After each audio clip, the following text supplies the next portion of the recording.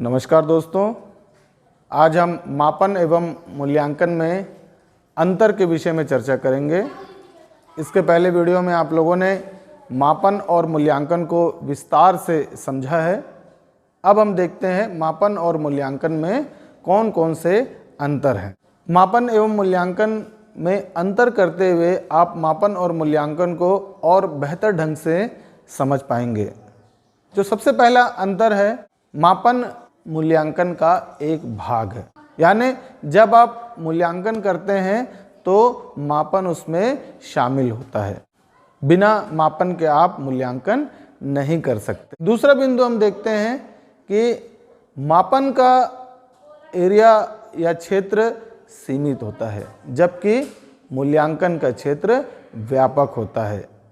मापन के माध्यम से केवल सैद्धांतिक विषयों की जांच होती है, जबकि मूल्यांकन के माध्यम से सैद्धांतिक और व्यवहारिक दोनों विषयों की जांच होती है। मापन एक पक्षीय होता है, जबकि मूल्यांकन बहुपक्षीय होता है। व्यक्ति के अनेक पक्षों का मूल्यांकन किया जा सकता है। मापन में संख्यात्मक प्रस्तुतिकरण पर बल दिया जाता है, जबकि मूल्यांकन में संख्यात्मक और विवरणात्मक दोनों ही प्रकार का प्रस्तुतिकरण किया जाता है। संख्यात्मक प्रस्तुतिकरण से तात्पर्य अंक, प्रतिशत, औसत इत्यादि का प्रयोग किया जाता है, जबकि मूल्यांकन में अंक, प्रतिशत, औसत इत्यादि के अलावा विवरण भी प्रस्तुत किया जाता है, जैसे बहुत अच्छे और अधिक प्रयास करने की आवश्यकता है, या फिर किसी विषय में वह कमज़ोर है तो क्यों है, उसे बेहतर किस प्रकार से किया जा सकता है इत्यादि विवरण भी मूल्यांकन के अंतर्गत प्रस्तुत किया जाता है। मापन के अंतर्गत व्यक्ति के गुणों की व्याख्या पूर्णतः नहीं की जा सकती, या व्यक्ति के गुणों की व्याख्या विषयनिष्ठ या सब्जेक्टिव रूप में नहीं की जा सकती है, जबकि मूल्यांकन के अंतर्गत व्यक्ति के गुणों की व्याख्या व्यक्तिनिष्ठ रूप से की जा सकती है। इसके अलावा रुचि, स्वभाव, व्यवहार, अभिक्षमता, चिंतन, कल्पना, तर्क इत्यादि की व्याख्या या इत्यादि की जांच मापन के अंतर्गत करना कठिन है, जबकि मूल्यांकन के अंतर्गत सरलता से की जा सकती है। मापन के अंतर्गत व्यक्ति या वस्तु के विषय में विभिन्न प्रकार के साक्ष्य एकत्रित किए जाते हैं, जबकि मूल्यांकन के माध्यम से इन साक्ष्यों की व्याख्या की जाती है। कहने का तात्पर्य यह है कि यदि कोई 60% परिणाम लेकर आ रहा है, तो मूल्यांकन के माध्यम से इस 60% की व्याख्या की जा सकती है कि वह 60% क्यों लेकर आया, कैसे लेकर आया, और उस 60% को वह 80% में कैसे बदल सकता है। मापन वस्तुनिष्ठ होता है, जबकि मूल्यांकन वस्तुनिष्ठ और विषयनिष्ठ दोनों ही होता है। मापन के माध्यम से किसी बालक के विषय में कोई स्पष्ट धारणा नहीं बना सकते।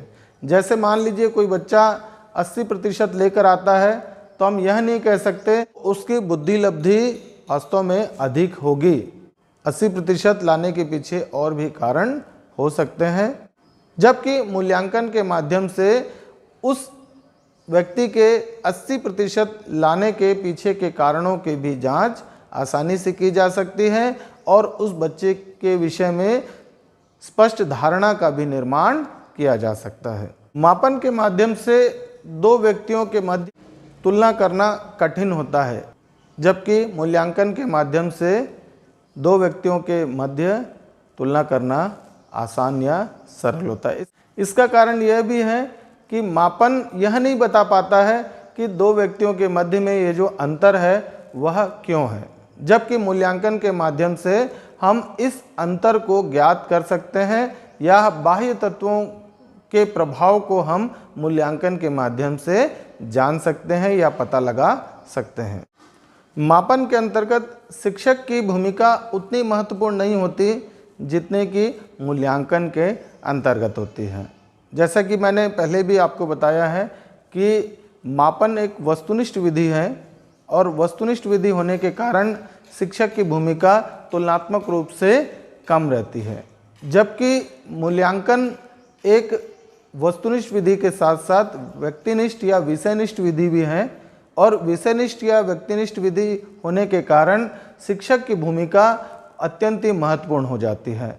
शिक्षक बालक के व्यवहार की जांच करता है और शिक्षक की व्यक्तिगत योग्यता क्षमता का प्रभाव बालकों की व्यक्तिगत योग्यता एवं क्षमता पर भी देखने को मिलती है। मापन में विभिन्न प्रकार के शिक्षक निर्मित परीक्षणों या लिखित परीक्षाओं का प्रयोग ज़्यादा किया जाता है, लेकिन मूल्यांकन में हम देखते हैं कि इन सभी परीक्षाओं के अलावा अप्रमापीकृत प्रविधियों का प्रयोग, नॉन स्टैंडर्डाइज्ड टेक्निक्स का भी प्रयोग किया जाता है। आप लोग को पहले भी मैं बता चुका हूँ, नॉन स्टैंडर्डाइज्ड जो टेक्निक होते हैं या टूल्स होते हैं जिसमें अवलोकन, साक्षात्कार, संचित अभिलेख पत्र, केस स्टडी, जीवन वृत्तांत, जीवनी, आत्मकथा इत्यादि सभी प्रकार की तकनीकें शामिल होती है। इनके माध्यम से मूल्यांकन किया जाता है और ये सभी व्यक्तिनिष्ठ या विषयनिष्ठ विधियां भी कहलाती हैं। सामान्यतः मापन में इन विधियों का प्रयोग नहीं किया जाता है।